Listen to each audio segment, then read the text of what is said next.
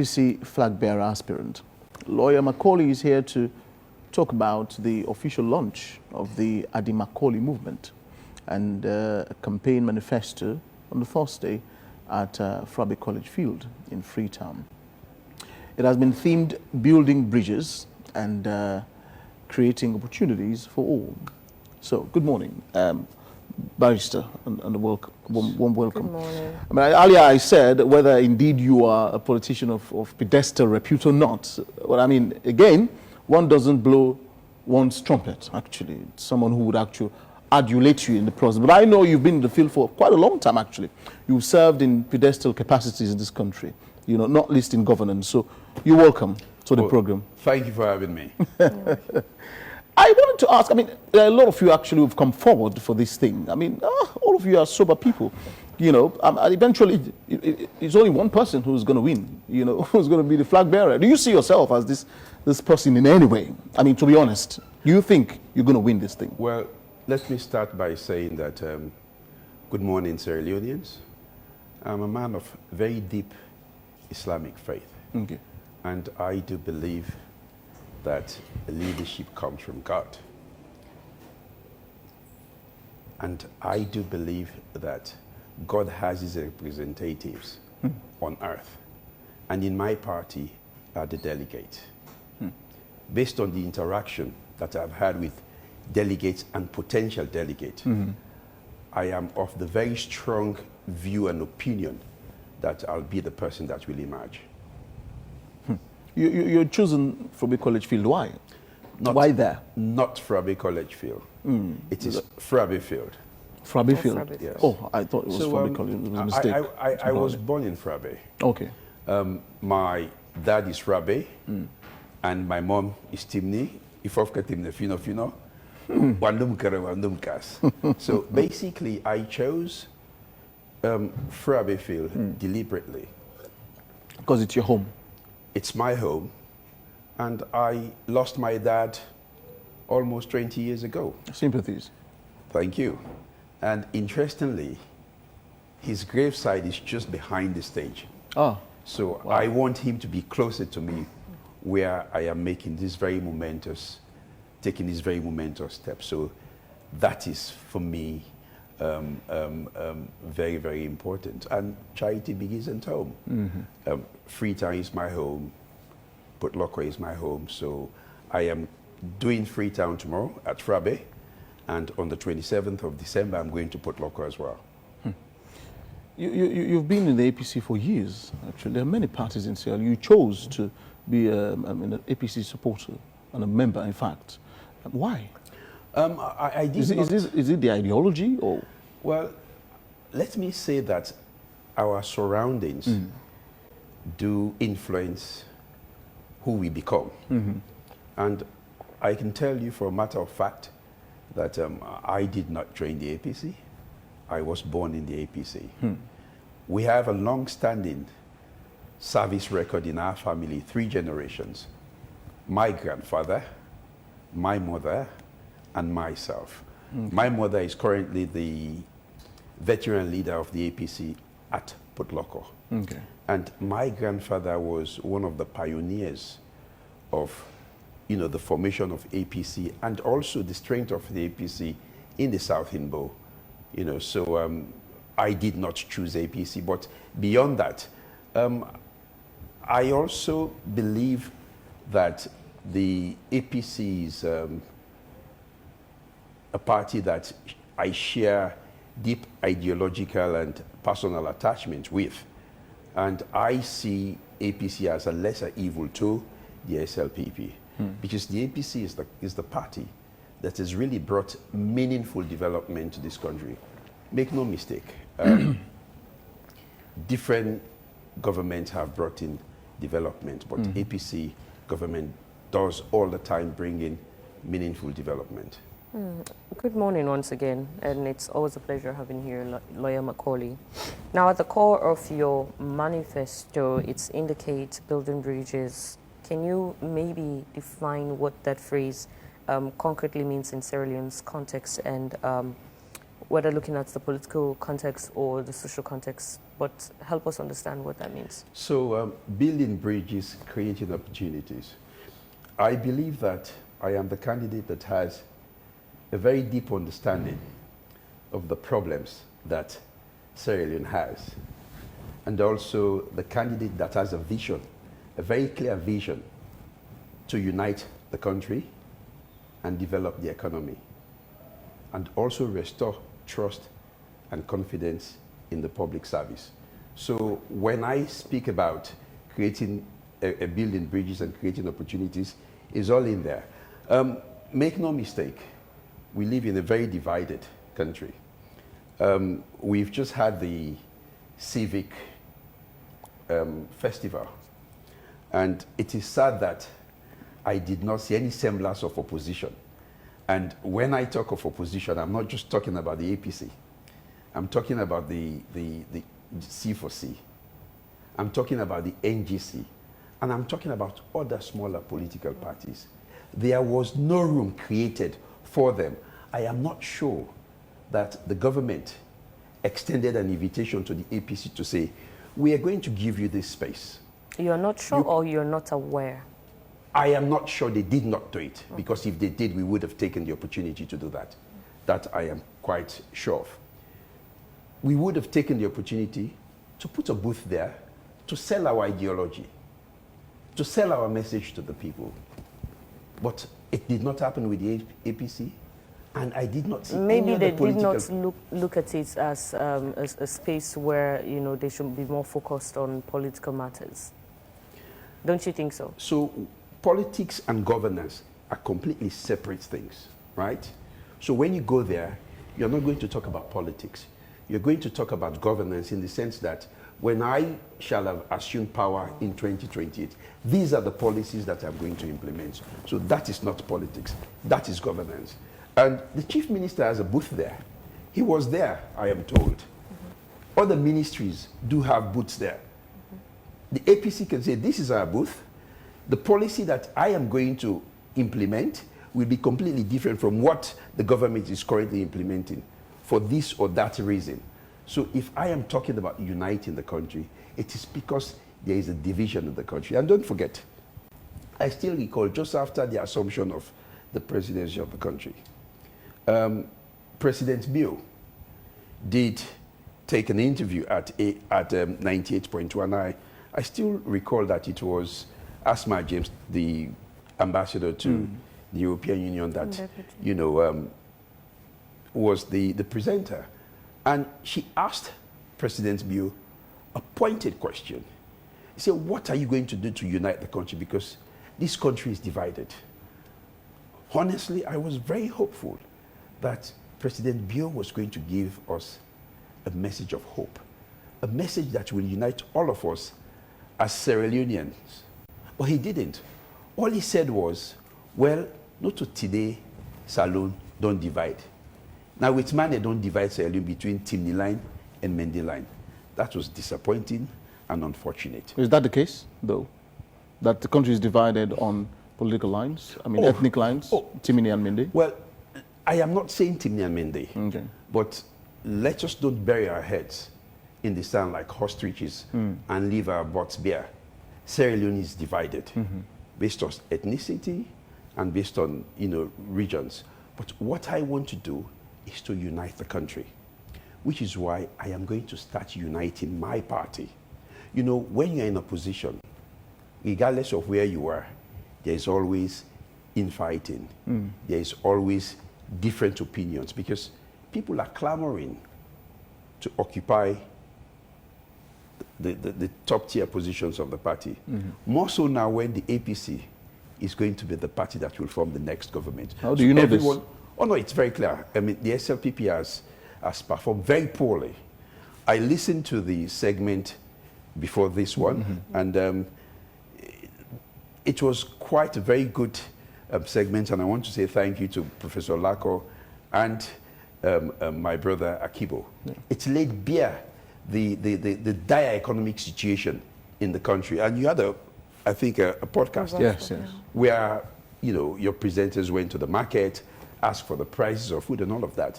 I mean, it's just clear that our economy has collapsed, That is one. And also, people are becoming poorer every day because people cannot afford square meals a day. You're part of the APC party. You're a member of the APC party. And I'm sure you've seen how the administration have run within the APC party. Now, what would you say is your own leadership skills that distinguish you from the current administration that you, let's say you become the president in 2028, that you will implement differently? I see myself as someone that represents a generational leadership, not just in the party, but in the country that is grounded on integrity, vision, and result. I have a track record of service to the country, whether be it in the private sector, whether be it in the public sector. And you know, leadership is not about the position.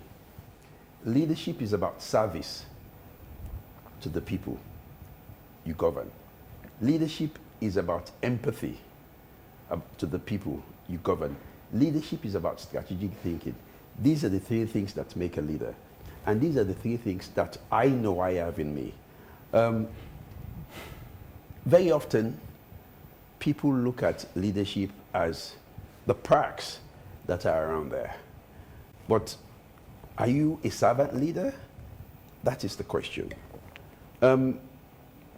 We see the economy dwindling every day. Our GDP has not improved. Inflation is still high, notwithstanding the cooked figures, because the manner in which the inflation rate has reduced in a very steep manner, it's just economically impossible to have inflation reducing from 50-something% to 15% in a month or two. It's not possible economically. Something must have been cooked. But in any case, I see myself as that leader that will bring the vision that this country needs. I will focus on empowering youth and women. I just wanted to ask you, what's your priority infrastructure agenda? Let's say, what's your priority infrastructure agenda? Let's say you become the president of this country. Good roads, energy, water. These are the three things you need as a catalyst to develop an economy. I mean, investors can only come to your country to build industries, you know, put up factories and other things if you have energy, if you have good roads, and if you have water. Take, for example, if I'm having 24 hours electricity at home, I will use between 1.5 to 2 million a month. But if there is power outage for at least 3 or 4 days, that is the exact amount I will use to power up my generator. So if I were a business, I will not be making profit. I will just be selling to stay afloat. So power, energy, good roads and water will be my key infrastructure project. Is the APC divided in any way? The APC is not divided. You said you wanted to bridge the gap. Of course, when there are differences in opinion, you have to bridge the gap for people to, for those different opinions to find a common ground where they can agree on developing and moving forward. And we are very close to that in the APC. I can tell you that I have a very good relationship with all the flag bearer candidates. At least I spoke to 3 before coming here this morning. That shows you that in as much as we are competitors, in as much as, you know, everyone wants to, you know, be the winner, but that doesn't make us enemies. All of us have a singular goal, and that goal is firstly to remove the SLPP through the ballot box in 2028, and also to develop Sierra Leone. Okay. You know, there are a lot of allegations against you. Dr. Bladden, are you friends with her in any way? Aside being comrades of the party. So let me tell you this. right? She had made some serious allegations Okay, against that you've received hundreds of funds from this particular government, supposedly from State House. I will come to that. Okay. You know, I am not going to allow anyone to piggyback Okay. on my glory today and tomorrow. Okay. I want to focus on that. But let me tell you, if Sylvia has any evidence, She says she has. well, let her bring it out. I mean, there are 3 allegations. I really hate talking about this. I because understand. I don't want this interview to be about Sylvia. It's just for clarification, She can because it's come all here. over the media, actually. I have not received any money from Mother Bio, from SLPP government, from anybody for anything regarding politics. Why would she say that? Do I think for her? Ask her. You can ask her. And secondly, I am told that she also asked a question that I should explain why I wasn't charged to court for the arrest that was effected on me for something I said here. Is he telling me I'm the one investigating myself? Should I know why they did not charge me? All I knew is this. What I said here was that Sierra Leoneans do have the right to engage in peaceful protest. That is not a crime. That is a right that is enshrined in the Constitution. So I am sure the DPP knows better and decided not to pursue that because it is wholly politically motivated. I am Mr. Integrity, all right? I have served government as a prosecutor and the commissioner of the ACC. Not a single allegation has ever been made against me, right? And I am on record as one of the only few Sierra Leoneans that has taken this government to task on everything. So I don't know where these allegations are coming from. But Where she's bringing these allegations from, you mean? She's one who was alleged, actually. Well, I don't know where these allegations. I've just told you. I did not receive any money from SLPP. Okay. I have no reason. I have no dealings with SLPP. And let me say this. There is also an allegation that IRA forms disappeared, probably the case that was hanging over me. I did not play with IRA forms. I wasn't a polling agent. I wasn't a secretary general. In fact, I have never been an executive of the party, right? I was campaign manager for Samurai in the Western area. Okay. What I did was I manage campaign activities during the campaign period. Okay. Period. So where that is coming from, I don't know. And I want us now to focus on what I am here for. That's tomorrow, I am going to launch my campaign at Frabefield. I understand that. On the theme, building bridges and creating opportunities. I have responded to that and I am not going to say anything regarding what Sylvia said. Sylvia can come here and say what she wants to say. But let me All bring- right? So let's move on, please. Let me bring you back to the economy, actually. I Okay, understand thank that you want to talk about your manifesto. Thank you. You earlier criticized these particular government for being sloppy with the economy. I mean, you had overheard conversation on the first segment about the economy generally, and you didn't take it lightly, actually. You were infuriated, if I should say.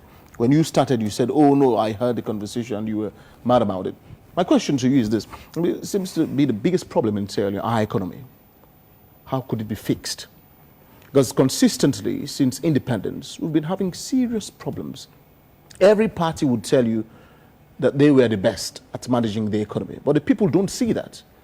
How do you hope or plan or aim to solve the biggest problem, or should I say the elephant in the room, which is the economy, if at all eventually you won the election?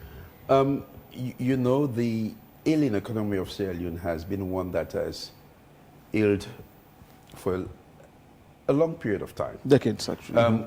During the Ernest Bai Koroma period, you can see that the GDP rose. Yeah. You can see that the economy was growing up to double digits.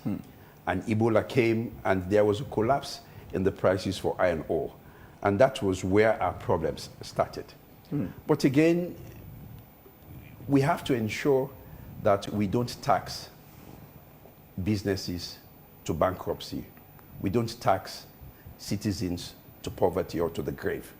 We see the government proposing or they've passed a new bill that will ensure that the price of cement will increase.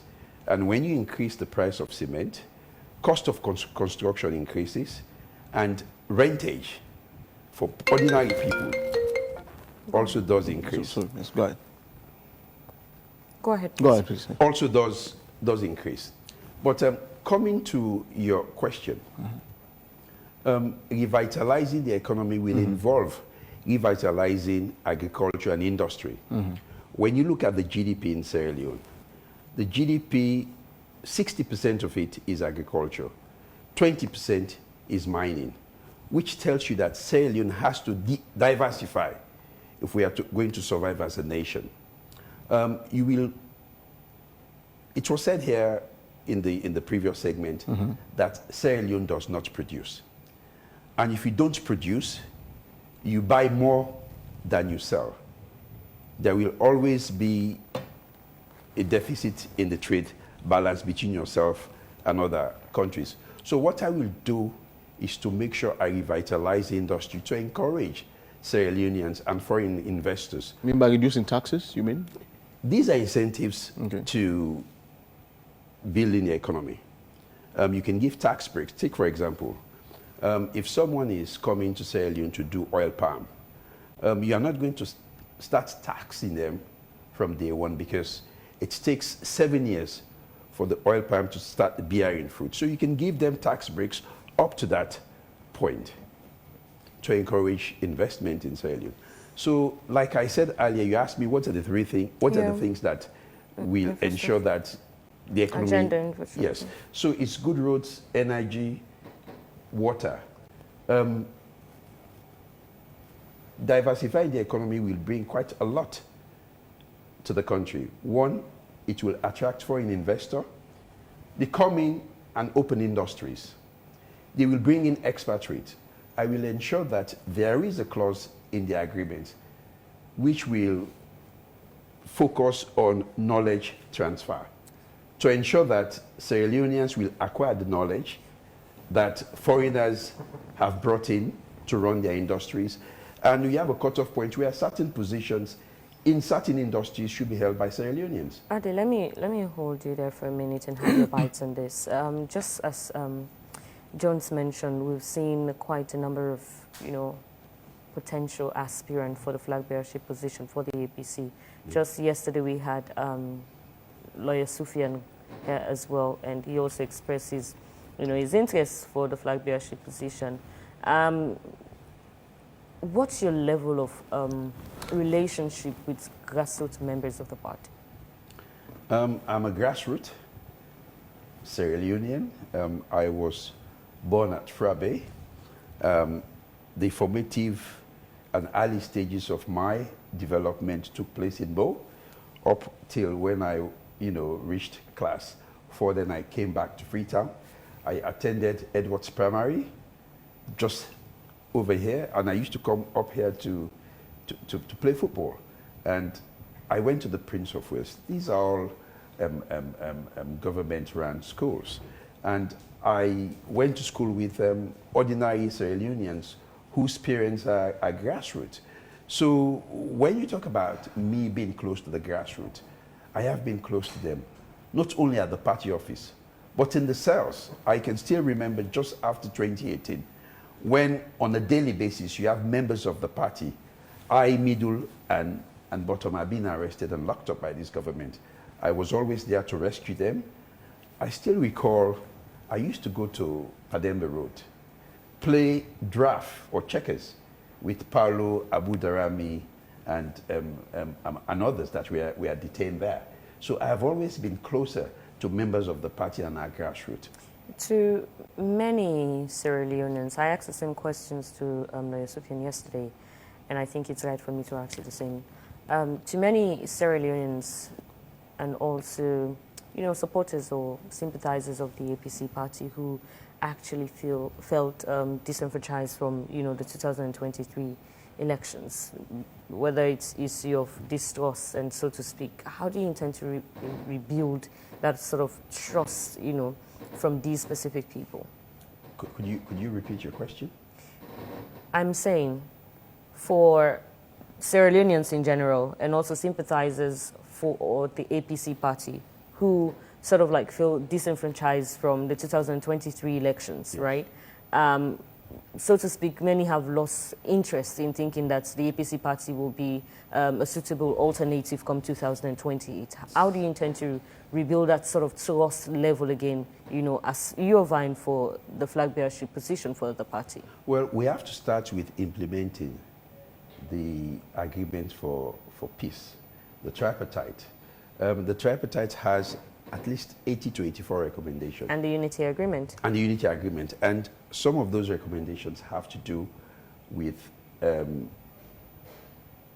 election management bodies, be it the ECSL, be it the... Do you trust the ECSL? I know I don't trust them. As presently constituted, I don't trust them, but we will come there. Okay. We have an acting commissioner that has told us publicly that they will do what they did in 2023. But that is not going to be possible because this time Sierra Leoneans are not going to take no for an answer.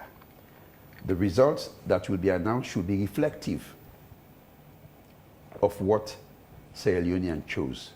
It should be reflective of the vote they cast. So that is a completely different discussion, which, you know, I'll find time to come here and talk about. But let's start with the security forces. You have very good police officers who took the oath very seriously. You have very serious, very good military officers who took the oath to protect life, property, and the Constitution very seriously. But you have amongst them people that are rogues that facilitated the stealing of the 2023 elections. Why do I say this? I was the representative of the APC at the ECSL, the National Tally Center. I was there for 48 hours without sleeping. We were there collating the results. We hadn't finished. Then there was a pronouncement of a winner. I mean, you don't need to be a rocket scientist to be able to say with absolute certainty that the result which Corner read was one that he took out of his back pocket, not from the figures tabulated. Did you see him take that from his back pocket? It is figurative. Okay. Because up till today, he has refused to give us disaggregated vote figures by polling station, by constituencies, by district, by region, which the law does provide for. The Public Elections Act says that you start tabulating at polling center level. When you have the total, you send them to the constituency will put everything together. When they have a figure, they send them to the district will put together all the figures from the various constituencies in the district and send them to the regional body. And the regional body will put together all the figures they receive from the various districts in that particular region and send it to the national returning officer. But that did not happen. We did not have results read at district, regional levels. They were only read at the national level. You know, let me give you this. I still remember when I used to go to school. My final result will be an aggregate of my performance during the first, second, and third term. And when they give you your report card, you will see that this was what I did in the first term, second term, and third term. But you will ask yourself a question. Teacher, you said that I failed, but you've not showed me my continuous assessment grades. I want to see them. He said, no, I'm not giving them to you. If you have nothing to hide, why keep them? Well, it's something that has disturbed me greatly because, I mean, you have a battery of sober lawyers, including yourself, your very self in the party. Why didn't you go to court? Is it that you don't trust the judiciary or what? Well, firstly, the APC does not trust the judiciary. As I speak, we still have matters relating to the elections that are still there. Unresolved. Take, for example, unresolved.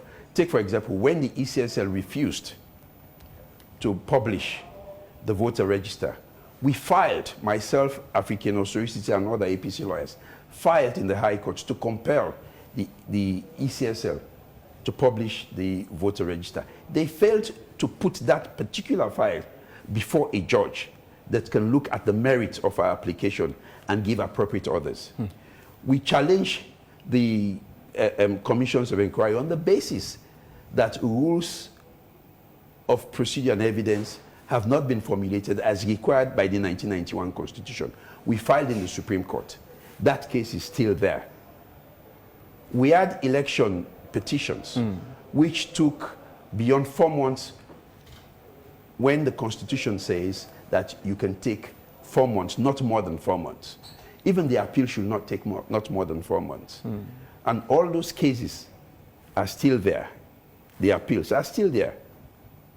So the APC took a political decision not to go to court. I wasn't part of those that took the decision, but I can understand why they took that decision. You know, let's go back to your manifesto. Circle back to it. We're closing soon. Yeah. Just a few minutes. You had said that you're going to bridge this gap, you know, and, well, if you like of a better term, propel unity within your party. But the question is, can you briefly simulate for us how are you going to do this practically, beyond words, actually, beyond literature? Firstly, one of the things that does bring friction in parties when there isn't level playing field. And our national chairman, who is currently unwell, and I pray to Allah that he finds medicine and healing, said that he is going to provide a level playing field for each and every candidate contesting for any position in the party.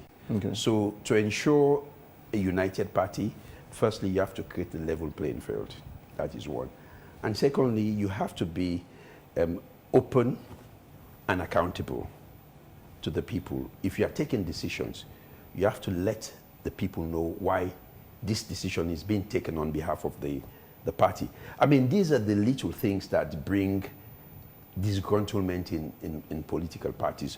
But by and large, we are in opposition. It's a very difficult time, but we are doing our best, more so us as flag bearers, to ensure that we don't only come together, but also our different supporters do come together and put up a united front to fight for Sierra Leone and ensure that we change government and bring development for the country in 2028. Do you believe that if you won the flag bearership and subsequently clinch the position of presidency in this country, you would make any significant difference in Sierra Leone?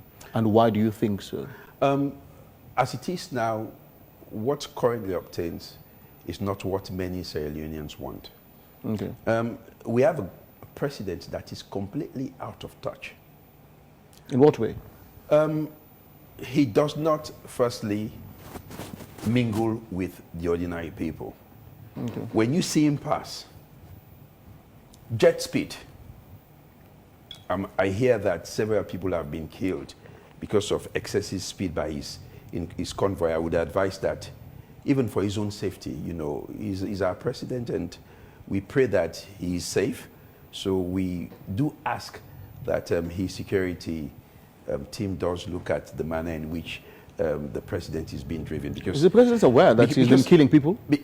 I don't know. I cannot speak for him. My office is at Pademba Road. When the president passes in the morning, in the middle of the city, his neck is breaking speed. I mean, nothing below 80 miles an hour at Pademba Road. The slightest of accident, people will die. So I hope his security team does take note of that. But again, I said the president is out of touch because he's been stonewalled to the realities that are happening on a daily basis.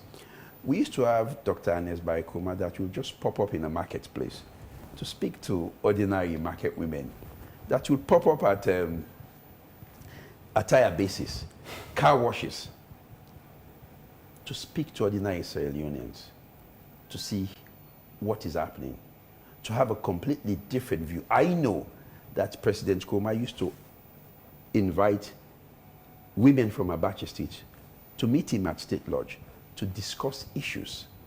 When President Nkrumah was president, he will hop into his vehicle, drive along the highway to see where road construction is being done, to see for himself, not just rely on what he's been told. I can still recall an incident which basically made me to come to this conclusion. Sierra Leoneans did raise concerns about the excessive traveling of President Bio. We were expecting that he would come and give us a very clear, but in a joking way, explanation why he does fly. But he stood at State House and said, people say that he's flying a lot. And he said he will continue to fly with action. I wasn't expecting that to come from Perhaps him. he was joking? Don't Well, you take that as humor? You don't joke with ordinary people's concern. Let me tell you, for every time the president leaves this country on a private jet, it depends on how far he goes. The cost of a private jet is $15,000 an hour. That is exclusive of the bills for, you know, the pilot. You wouldn't do the same if you happen to become a president? I'm coming. So every time you travel out of the country, you will not travel, you will not spend less than $200,000. That $200,000 can build a peripheral health unit in one small village. I mean, I can count off my head in the past 1 month, I believe President Nkrumah, President Bio has traveled more than 10 times. You wouldn't So use you these wouldn't do the facilities same? if you came? You wouldn't? It will be something out of the ordinary to make me travel out of the country that often. We would hold Do you by know your why- word, do you know, barrister. We see the presidents leaving Sierra Leone to go to Oxford to lecture, to go to Harvard to lecture. And do you think he goes there based on his own interest or possibly an invite? Well, you have to ask, even if you are invited, you can delegate. When the foreign minister travels, government spends less money than when the president travels.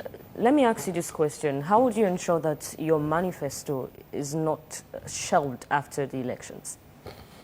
My manifesto will be a people's manifesto. You see, Augustine Mara said something here. He said he voted for President Bio. But when his first cabinet was announced, that was when he gave up.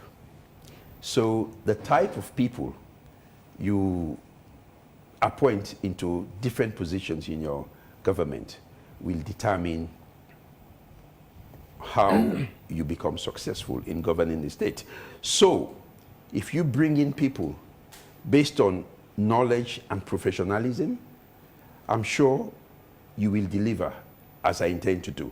But if you bring people based on who you know, who you are used to, then I am sure that you are not going to be successful. And let me give you this. When President Bio, in that same interview that I referenced earlier at 98.1, Asma said, he said, President, they say you they sack people learn and they will place them, they this. And as also young people you they employ. He said, well, if I not sabi you, I'm not used to you. I go give work. Now people that were sabi they give work. Well, there are thousands of Sierra Leoneans that are far more competent than many of the people he has in his cabinet. But he doesn't know them. You wanted to say something? Yes, I want to say something. Yeah. We possibly are about to wrap up this segment quickly, Okay. but we will hold you to everything that you've mentioned here this morning. Yes.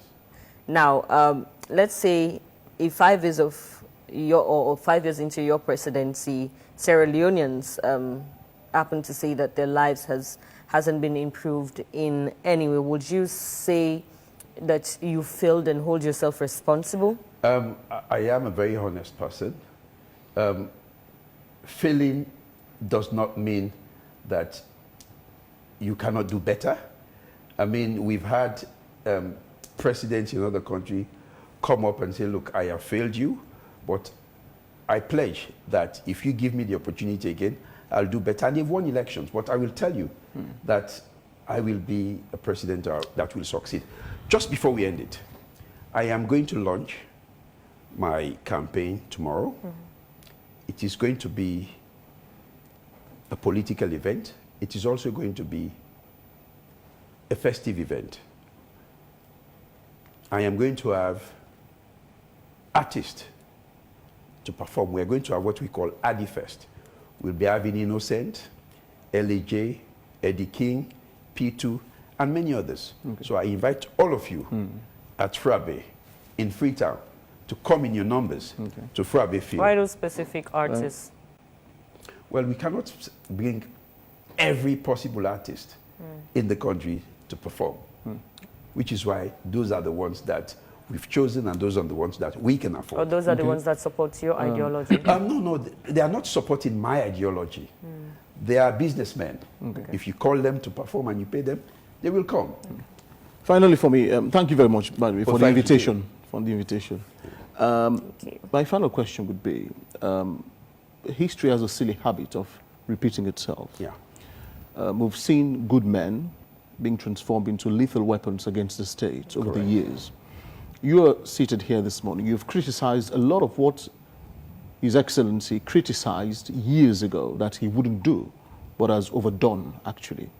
Now, should we hold you responsible, or would you recuse yourself or abdicate the throne of rulership, if at all, at the end of your first 5 years, if at all you became president, you do all of these things which you are criticizing now? I'm someone of a very different character. Like I said, one thing Sierra Leoneans don't learn, one thing I have learned from history is Sierra Leoneans don't learn from history. But I have decided to learn from history.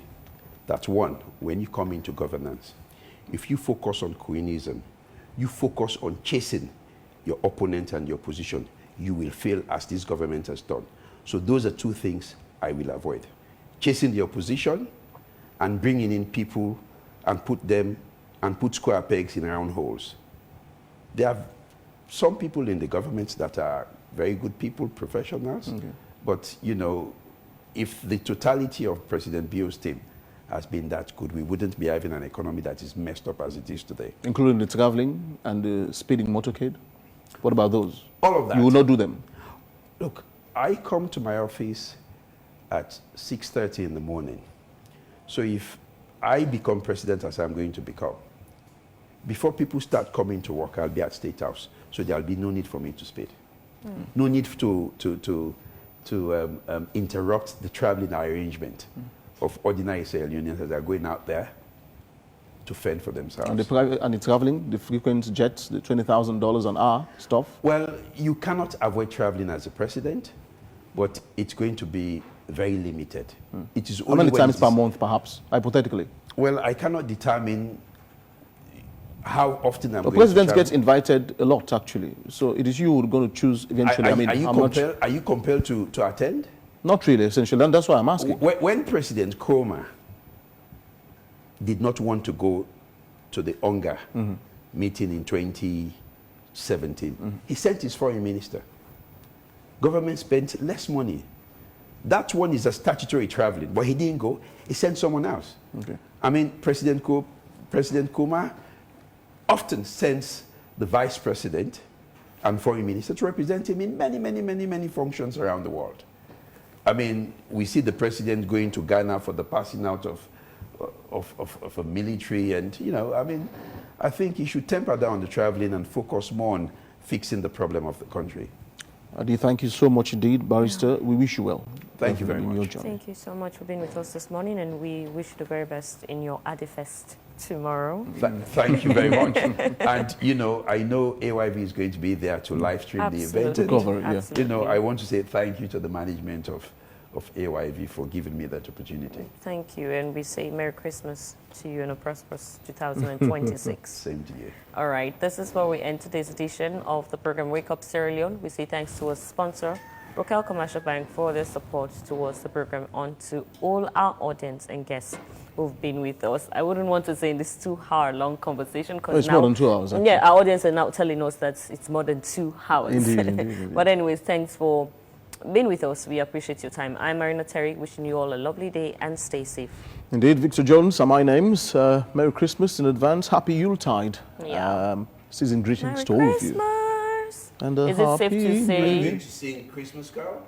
Well, not today, possibly. Not today. Not today. Please invite me when you're doing it. I've got Most some definitely. bass. Most Absolutely, we'll definitely. do I've that. got a voice with a bass, so I can give Oh, you really? the All that's right. nice. bass background. All right, take care for now.